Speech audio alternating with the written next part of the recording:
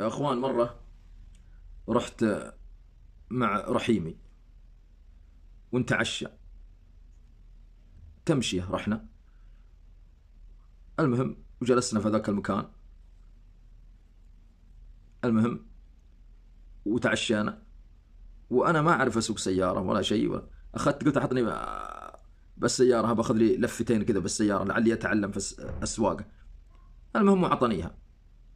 المهم يا اخوان والله العظيم اني ماشي كذا وامشي ويعني وما دريت ولا اني اهوي في هذيك الهاوية اللي يعني هاوية بين السماء والأرض، وتعلق السيارة بين السماء والأرض.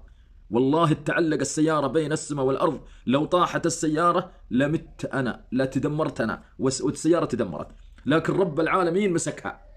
أي والله هذيك الهاوية، الحفرة الكبيرة اللي سبحان الله ما وهي تهوي السيارة، ورب العالمين يعلقها بين السماء والأرض وأنا فيها. وسبحان الله وحاول أنزل وانزل، وحاولنا ان نزلوني بصعب يعني، حتى جابوا الونش بعدين يعني وشالها. كانت تعلقت السيارة، لو طاحت السيارة لا تكسرت ومت والسيارة تكسرت، لكن الله سبحانه وتعالى علق السيارة بين السماء والأرض. وهذه حصلت لي والله يا أخوان. جاء صاحب السيارة ايش فيه ما ادري، قلت سبحان الله تعلقت السيارة بين السماء والأرض، هذيك الهاوية الداهية، لو طاحت السيارة هويتنا والسيارة انعدمنا سوا.